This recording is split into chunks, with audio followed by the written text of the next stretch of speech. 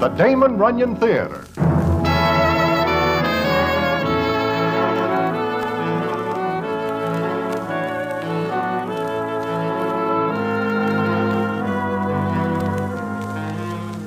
Once again, the Damon Runyon Theater brings you another story by the master storyteller, Damon Runyon.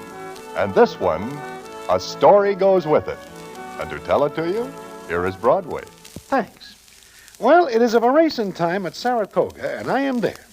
I am feeling fine because the night before this afternoon, I make a few pounds on some very willing dice. I am walking along when all of a sudden I spot Hot Horse Herbie. Now, Herbie is generally with empty pockets, and I know he knows I do all right. So I suddenly think of a place I have to be in the opposite direction. But just when I think I am out of reach, I hear... Hello, Broadway. Oh, hello, Herbie. What do you do, tunnel in the ground to come up in front of me? You are not glad to see me. Hysterical with happiness, so long.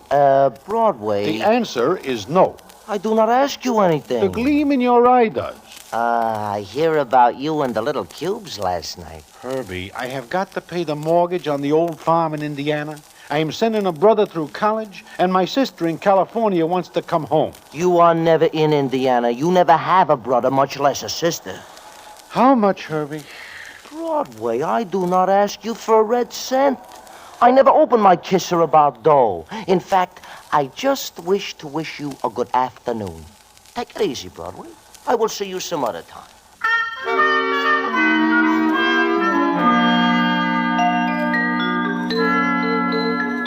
Well, when Hot Horse Herbie walks away without putting a bite on me, all I am able to do is stand there with my mouth open. It is a very unusual situation. In fact, it is so unusual it is practically impossible. And I look around me several times to be sure I am still in the world. However, Herbie has a reason. And what the reason is, I find out the next day. And I will tell you about it in a minute.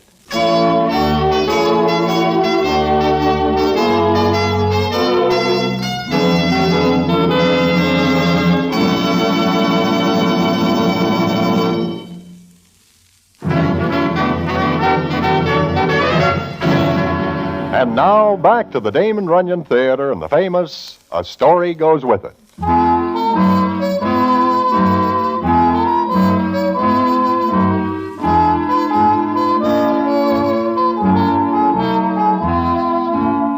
Like I say, it comes up the next day. I am once again at the track when I feel a tap on my shoulder. I look around, and there stands Hot Horse Herbie. I should not even speak to you after the way you treat me yesterday.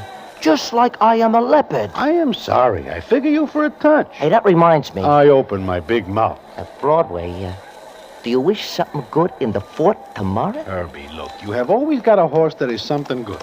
Only the other horses are never convinced. I tell you, Broadway, this is a cinch. A sure thing. Yeah, sure. Broadway, it is a cinch. Do you wish to hear about it? No. Look, What is the matter? What are you looking at? Broadway, see that guy standing over there by the rail?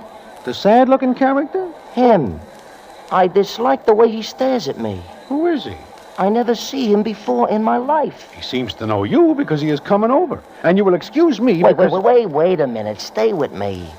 I do not like the looks of this character. He is very hollow-eyed, like he does not sleep for nights and nights. It is going to be a touch. Leave us go. Now you know how it feels. I have got to go. Excuse me. I want to talk to you. Me? Both of you. I saw you around here. There is something wrong, Mr. My name is Harker. Steve Harker. To me, that is a cold name. It means nothing. I do not know it either. I'm not real well known. Fact is, nobody knows me here. Well, do not worry. You will get acquainted. Now, if you will kindly excuse my friend and I... Please, just a minute. I want to ask you a favor. Oh? What is that? Do you know anybody with a gun for sale? Broadway, does he say a Roscoe? No, a gun. Hey, look, Mr. Harder, why do you wish a heater?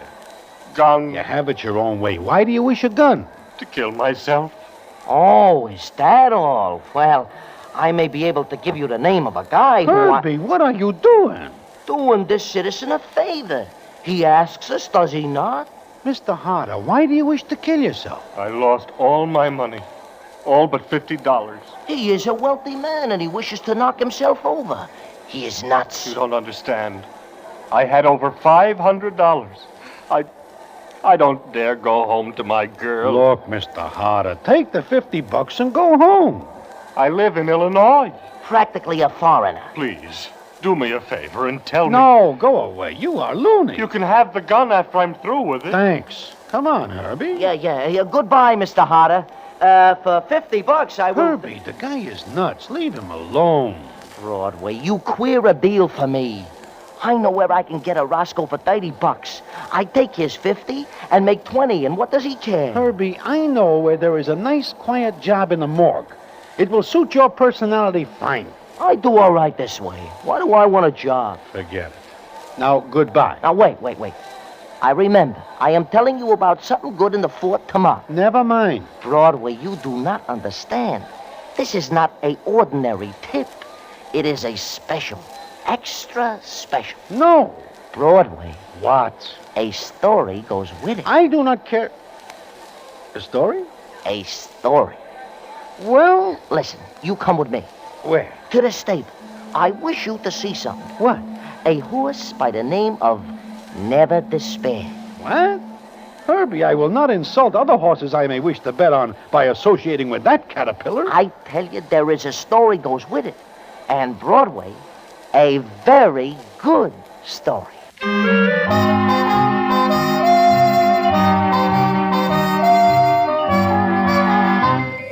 Well, since Herbie puts it that way, there is nothing else but I go with him. We head for the stables, and Herbie leads me to a stall where Never Despair is. Now, this is a horse that even the guy who hollers he would give his kingdom for one would bite his tongue for saying such a thing. Anyway, Herbie looks around careful-like, and then addresses me thusly. This is Never Despair. Yeah, I read the nameplate. But even without it, there is no doubt. Once I see this pig in a race, and he is slower than the glue he should be. He is going to win the 4th race tomorrow. This is the first time in history one horse runs all alone in a race. Because that is the only way he... Marty, is that you? Who's that, Herbie? It sounds like a doll. It is Hybe, Louise. Oh, I couldn't see. I was back in the stall. Oh, sure. Louise, this is my friend Broadway. Oh, sure. I've seen you, Mr. Broadway. How are you? Just fine, little miss. And you? Wonderful.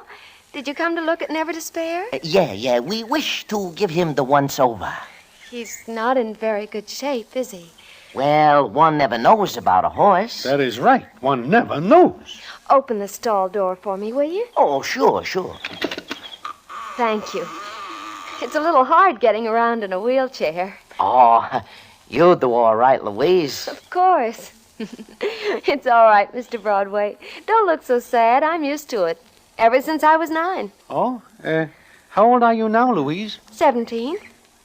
Well, I hear Never Despair is running in the fort tomorrow, Louise. Yes, he is. Mm-hmm. What do you think of his chances? I don't know. He never wins a race before. But Dad won't give up. That is the ticket. Never Despair. Just like his name. We got a wonderful jockey, Marty Bowen. Marty Bowen? Yeah, he is a great boy. Yeah, that's right, Herbie. Great. Marty, I didn't see you come up. I came up the back way. What are you doing around here, Herbie? Why, I just come to look over Never Despair. Why? Why? Marty, what's the matter?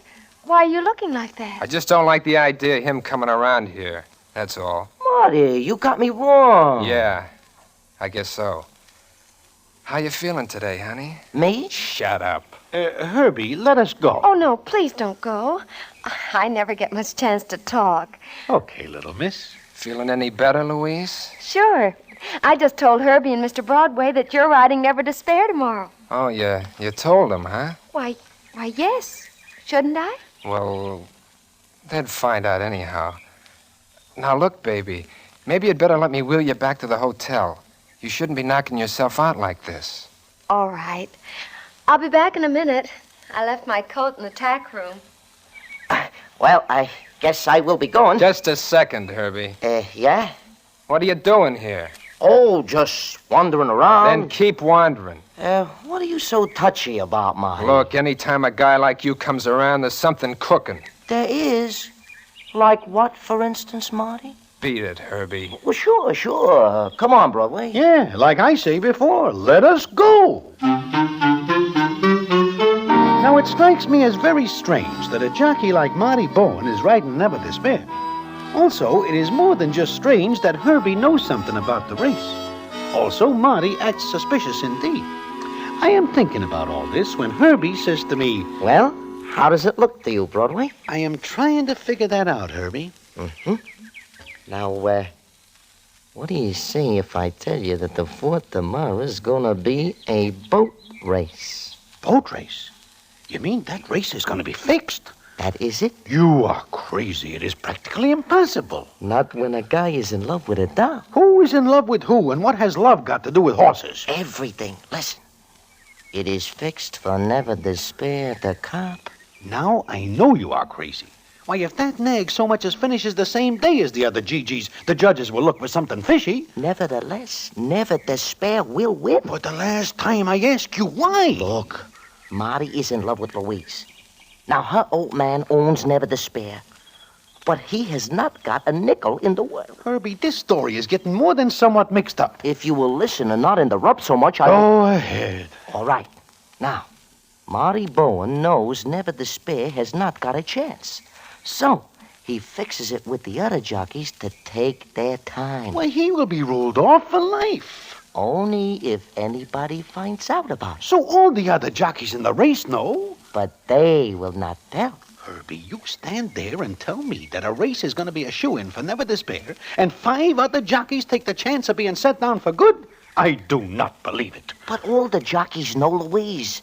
They feel very sorry for her, and they do it for her.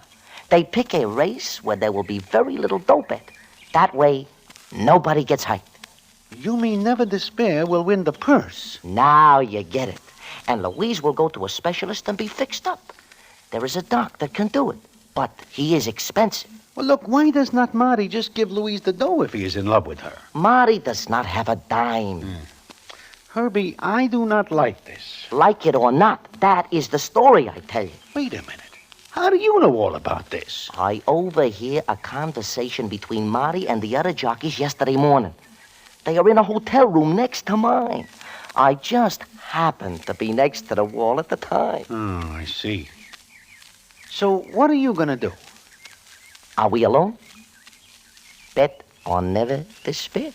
And you wish me to do the same? Because you once do me a favor, I tell you all this. Well, Look, you take it or leave it. I give it to you straight. You see Marty. You see Louise. You see how Marty acts. What more do you want?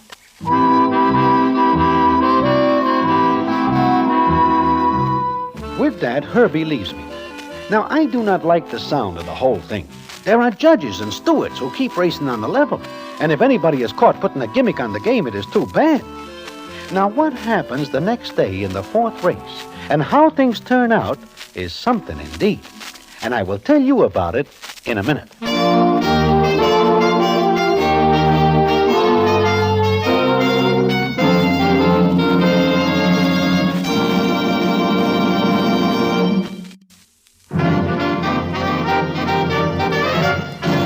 And now, back to the Damon Runyon Theater and the famous story, A Story Goes With It.